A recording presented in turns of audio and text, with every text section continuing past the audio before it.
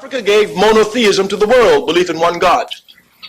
And at the time that Africa gave monotheism to the world, belief in one God, every other area surrounding Africa were believing in cows, were believing in moons, were believing in the sun. It was Africa and Africa alone that gave monotheism to the world. That is why Judaism had to be born in Africa. It presented the proper conditions for Judaism to be born there.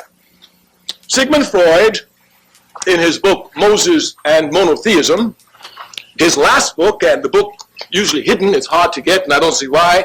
I find the book to be a particularly interesting book, and the conditions under which it were written.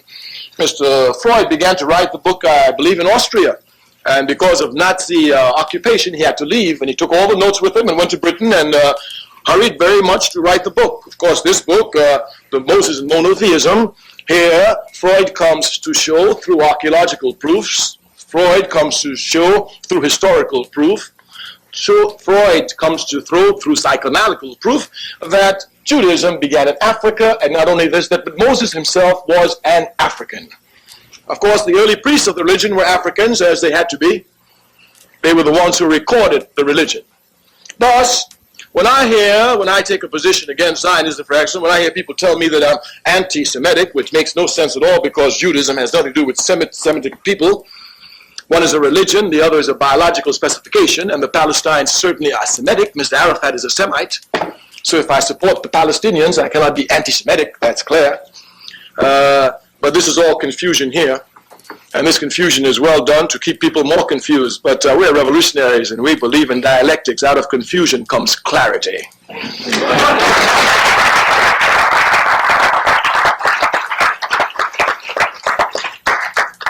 Because our time is limited and we want a lot of time for question, we want to make it clear. Judaism was given to the world by Africa.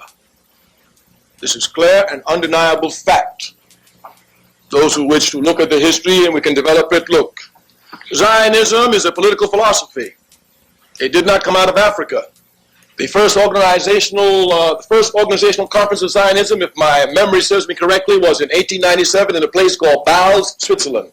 B-A-L-S-E. The reason why this meeting had to be held in Bâle, Switzerland was because the majority of Orthodox Jewry in Europe was against Zionism, totally against it. We must look properly at Zionism, its beginning, and its founder, a man by the name of Theodor Herzl, H-E-R-Z-L. Mr. Herzl was, of course, bourgeois from his toes to his top of his head. He was bourgeois. As bourgeois as you can get. He didn't think about the proletarian. As a matter of fact, Mr. Herzl himself was not a religious person. It's extremely important. And we want to read his diary. He himself says that he's an atheist. You must understand the word properly. An atheist does not just not believe in God. An atheist makes the affirmative statement that God does not exist. Thus, Mr. Herzl is an atheist. I could never understand, until this day it is incomprehensible for me to understand. How is it that Zionism, a political philosophy, born thousands of miles away from Judaism, one born in Africa, the other in Europe, born thousands of years different from Africa, thousands of years of difference, Judaism thousands of years ago, Zionism 1897, and how is it that they can link each other together? And according to the philosophy of Zionism, that they feel that somehow that they have some relationship to Judaism, and this promised state that God promised his chosen people. Mr. Herzl did not believe in God. Not only did not believe in God, he said that God did not exist. Now, he who tells me that God does not exist sets out to find a place that God promised to his chosen people. If this is not ludicrous, and this is the basis, of course, of Zionism, so you can see here the contradictions just everywhere. This is the time when Zionism comes to rise. Zionism comes to look for a state when everywhere else in the world is already dominated. Thus, in order for Mr. Herzl to get a country for Zionists, what he did was to attach himself to imperialism, British imperialism in this case, quite specifically. Of course, as an African who suffered under the heels of British imperialism, I can have no love for it, and certainly I cannot love anyone who attaches themselves to it and attaches themselves to it for the foundation of a state and then call this a liberation movement. Liberation movements fight against imperialism, not with it. Clearly here. Yes.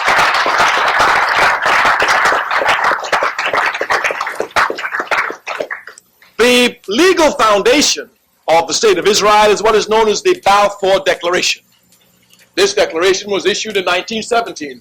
A man in the government of Britain named Balfour wrote a paper and promised the Jews a national home. The national home he promised them was an area which Britain was colonizing, Palestine. Palestine didn't belong to the British. Just like Ireland doesn't belong to the British, even though they have troops there.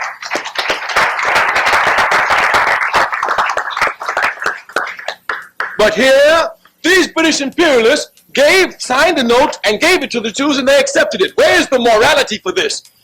If you say that Israel belongs to you, then you don't go to a thief to get Israel, you go and take it.